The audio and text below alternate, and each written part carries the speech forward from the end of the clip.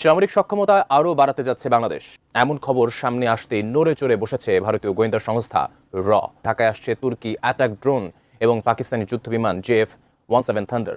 সেই সঙ্গে পাকিস্তান তুরস্কের সঙ্গে বাংলাদেশের ক্রমবর্ধমান সামরিক সুসম্পর্ক ঘুম কেড়ে নিয়েছে নরেন্দ্র মোদীর। একদিকে পাকিস্তানের J-17 যুদ্ধবিমান আসা প্রায় চূড়ান্ত, অন্যদিকে দেশে হতে যাচ্ছে তুরস্কের ড্রোন কারখানা। বিজেপি ঘেরা বাংলাদেশ এবার হাঁটছে বেশ কঠিন পথে। এই কঠিন পথে না হেঁটে খুব একটা উপায়ও নেই বাংলাদেশের, এমনটাই মত বিশ্লেষকদের। তো হঠাৎ তুরস্ক কেন বাংলাদেশে ড্রোন কারখানা করতে চায়? পাকিস্তানি বা কেন হাত বাড়াচ্ছে যুদ্ধবিমান সরবরাহ করে? সরাসরি বাংলাদেশকে অস্ত্র বিক্রির প্রস্তাব দিল মহাশক্তি চীন। বাংলাদেশে নিযুক্ত চীনের রাষ্ট্রদূত ইয়া ওয়েন সংবাদ সম্মেলনে বলেছেন, চীন বাংলাদেশের কাছে অস্ত্র বিক্রি করতে আগ্রহী। চীনের অস্ত্র বিশ্বমানের এবং ব্যয় সাশ্রয়ী উল্লেখ করে অস্ত্র সরবরাহে সরাসরি প্রস্তাব দেন তিনি। প্রধানমন্ত্রী তারেক রহমানের গুরুত্বপূর্ণ বেজিং সফরকে কেন্দ্র করে বাংলাদেশ ও চীনের প্রতিরক্ষা সম্পর্কে এক নতুন দিগন্তের সূচনা হতে যাচ্ছে। অত্যাধুনিক চীনা যুদ্ধবিমান কেনার মেগা চুক্তির পাশাপাশি দ্বিপক্ষীয় বাণিজ্য ও বিনিয়োগে আসতে চলেছে বড় ধরনের পরিবর্তন। ভারত কোনো কালে চাইলে বাংলাদেশ সামরিক সক্ষমতা দেখাক, কারণ তাতে নাকি তাদের 7 সিস্টার্সের যায় অবস্থা হবে। এক ইরান দেখিয়ে দিয়েছে পৃথিবীর শক্তের ভক্ত নরমের জম। ইরানি ড্রোন আর মিসাইলের কারিশমার কাছে রীতিমতো খাবি খেয়েছে ইসরায়েল আমেরিকা। বাংলাদেশটাকেও পৃথিবী জানে শান্তিপ্রিয় এক দেশ হিসেবে, কিন্তু সীমান্তে এমন সব দেশে অবস্থান যারা রীতিমতো নরমের জম হিসেবে উপস্থিত। আর এজন্যই চলে সীমান্তে ভারতের পুশিন খেলা। আর টেকনাফে থাকে পৃথিবীর সবচেয়ে বড় রিফিউজি ক্যাম্প। বাংলাদেশ এর মধ্যে টের পেয়ে গেছে, তার দিকে নজর লেগেছে বিশ্বমোড়লদের। মূল ভূখণ্ড থেকে সাগর, সবখানেই সে চোখ সবসময় সরব।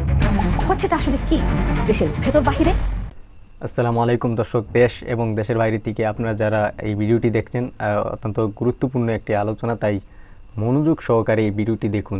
কারণ ভিডিওর বেশ কিছু অংশ কিন্তু ইতিমধ্যে আপনারা দেখেছেন, সেখান থেকে একটি ধারণা পেয়েছেন যে আসলে ভিডিওটি কতটা গুরুত্বপূর্ণ হতে চলেছে। তো আমরা আবারও সেই আলোচনায় ফিরে যাব। তার আগে বলে নিচ্ছি, আপনারা যারা আমাদের এই ভিডিওটিতে এখনও লাইক দেন না, তারা অবশ্যই একটি লাইক করে দিন। লাইক করলে কী হয়, আমরা যে ভিডিও তৈরি করি সেই ভিডিও করার উৎসাহ বাড়ে। তো আজকে একদমই দেরি করবো না, চলুন মূল ভিডিওতে চলে যাই, দেখি আসলে সামনে কি রয়েছে। বাংলাদেশ কেন সামরিকীকরণের দিকে হাঁটছে? প্রশ্নটা স্বাভাবিক। শান্তিরক্ষা মিশনে পরিচিত বাংলাদেশ হঠাৎ অস্ত্র কারখানায় আগ্রহী কেন? উত্তর একটাই, বাংলাদেশ টের পেয়ে গেছে চারপাশের ভূ রাজনীতি আর শান্ত নেই। পূর্বে মিয়ানমারের গৃহযুদ্ধ সরাসরি সীমান্তে আঁচ দিচ্ছে, পশ্চিমে ভারত সীমান্তে বিএসএফের পুশিন, উত্তেজনা চলমান, সমুদ্রেও নজর, বঙ্গোপসাগরে চীন, ভারত, মার্কিন যুক্তরাষ্ট্র, তিন পক্ষেরই চোখ। এই বাস্তবতায় বাংলাদেশের সশস্ত্র বাহিনী ফোর্সেস গোল 2030 পরিকল্পনার আওতায় বহুমুখী অস্ত্র সংগ্রহে নেমেছে। চীন, যুক্তরাষ্ট্র, ইটালি, সার্বিয়া, তুরস্ক, যুক্তরাজ্য এবং জাপান সবখান থেকেই কেনাকাটা চলছে। সাবেক রাষ্ট্রদূত হুমায়ুন কবির বলছেন, চীনা অস্ত্রবাজার থেকে নির্ভরতা কমানোর চিন্তা আছে, কিন্তু মার্কিন ও ইউরোপীয় অস্ত্রের দাম অনেক বেশি। সেই প্রেক্ষাপটে তুরস্কের সঙ্গে সামরিক সহযোগিতা বাড়ানোর উদ্যোগটি ইতিবাচক। সোজা কথায় কম দামে বেশি সক্ষমতা। তুরস্ক ঠিক সেই জায়গায় কাজটা করছে। তুরস্কের হিসাব শুধু অস্ত্র বিক্রি নয়। তুরস্ক কেন বাংলাদেশের ড্রোন কারখানা করতে চায়? শুধু ব্যবসা বলে মনে করলে ভুল হবে। বাংলাদেশে একটি ঘাঁটি তৈরি করা মানে তুরস্কের কৌশলগত উপস্থিতি কৃষ্ণ সাগর থেকে ভারত মহাসাগর পর্যন্ত বিস্তৃত হওয়া। বাংলাদেশের ভৌগোলিক অবস্থান বঙ্গোপসাগরের মুখে দাঁড়িয়ে তুরস্কের জন্য একটা অমূল্য সুযোগ। এর সঙ্গে আছে তুরস্কের এশিয়া অ্যানিউ নীতি। এরদোগান এশিয়ায় নিজের প্রভাব বাড়াতে চাইছেন। বাংলাদেশে ড্রোন কারখানা মানে দক্ষিণ এশিয়ায় তুরস্কের একটা স্থায়ী ঠিকানা। বিশ্লেষকরা বলছেন, তুরস্ক, পাকিস্তান, চীন, বাংলাদেশ এমন একটি অক্ষের আভাস পাচ্ছেন তারা। তুরস্কের ড্রোন শক্তি কতটা?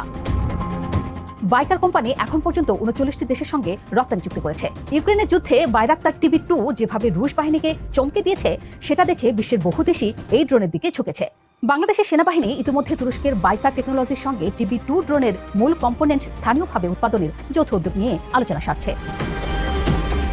এদিকে তুরস্কের আগেই পাকিস্তান নড়ে চড়ে বসেছে। 2026 সালের জানুয়ারিতে ইসলামাবাদে পাকিস্তান ও বাংলাদেশের বিমান বাহিনীর প্রধানদের মধ্যে উচ্চ পর্যায়ের আলোচনায় J-17 থান্ডার যুদ্ধবিমান কেনার সম্ভাবনা নিয়ে আলোচনা হয়। আর সেই আলোচনা এখন অনেকটাই চূড়ান্তের দিকে। মে 2026-এ পাকিস্তান বাংলাদেশে একটি পূর্ণাঙ্গ J-17 thunder block 3 combat simulator পাঠিয়ে দিয়েছে।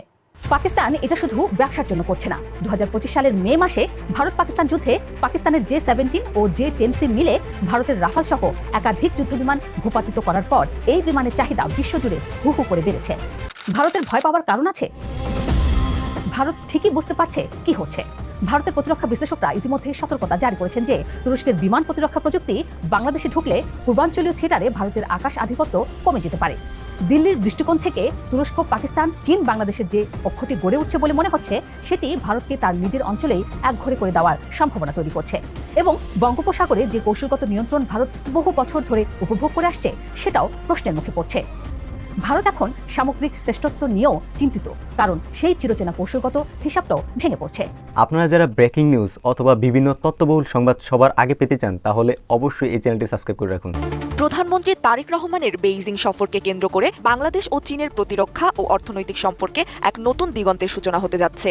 এই সফরে চীন থেকে 24টি অত্যাধুনিক যুদ্ধবিমান কেনার সামরিক চুক্তিটি বড় ধরনের গতি পাবে বলে আশা করা হচ্ছে। প্রায় 40 মিলিয়ন বা 4 কোটি মার্কিন ডলার বাজার মূল্যের এই যুদ্ধবিমানগুলোর চূড়ান্ত চুক্তি আগামী আগস্টের মধ্যে স্বাক্ষরিত হতে পারে। এই ঐতিহাসিক সফরে দুই দেশের বর্তমান কৌশলগত সম্পর্ককে এক ধাপ উন্নীত করে শেয়ার্ড ফিউচার বা অভিন্ন ভবিষ্যতের অংশীদারিত্ব হিসেবে ঘোষণার সম্ভাবনা রয়েছে।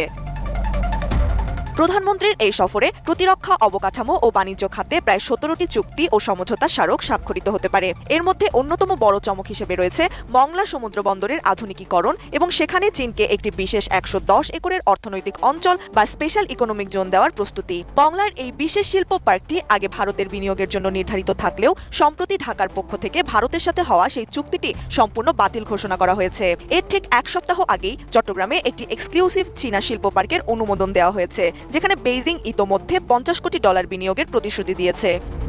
বাংলাদেশ বিমান বাহিনীর আধুনিকায়নের লক্ষ্যে চীনের তৈরি 20টি Z-10C মাল্টিরোল ফাইটার জেট ক্রয়ের সিদ্ধান্ত দক্ষিণ এশিয়ার আকাশসীমায় এক বিশাল কৌশলগত পরিবর্তন আনতে যাচ্ছে।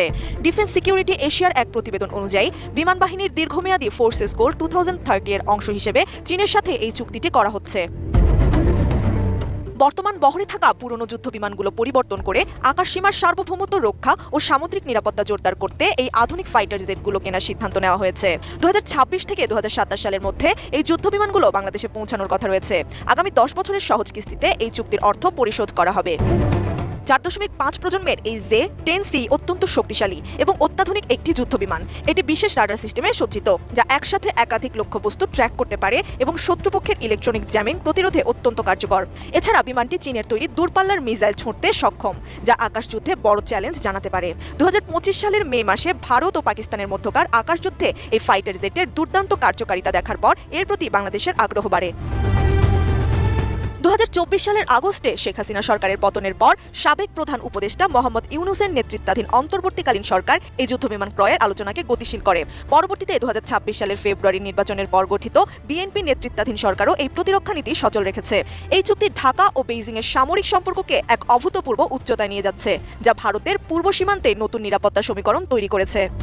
দর্শক, বর্তমান বিশ্বের মধ্যে প্রতিটি দেশ, যেই দেশ প্রযুক্তিগতভাবে এগিয়ে, সে কিন্তু তার দাপট কিন্তু অনেক বেশি। ইতিমধ্যে আমরা দেখতে পারছি বহির্বিশ্বে কিন্তু যেই দেশটি প্রযুক্তিগত বা অর্থনৈতিকভাবে এগিয়ে, তার কিন্তু দাপট একটু বেশি থাকছে। তো বাংলাদেশ কিন্তু ইতিমধ্যে আমরা জানি যে সামরিক খাতে কিন্তু বাংলাদেশ অনেক পিছিয়ে আছে। তো বাংলাদেশের কিন্তু এগুলা আসলেই প্রয়োজন। প্রতিটা দেশের সার্বভৌমত্ব, স্বাধীনতা রক্ষার জন্য প্রতিটা দেশের কিন্তু আসলে এগুলো থাকা উচিত নিরাপত্তার জন্য। তো বাংলাদেশের এই আজকে আমরা ভিডিওতে যেই তথ্য পেলাম, সেটা আসলে আমার কাছে খুবই ভালো লেগেছে। আপনারা দেশ এবং দেশের বাইরে থেকে যারা এতক্ষণ আমাদের ভিডিও দেখছিলেন, তাদেরকে ধন্যবাদ জানাই।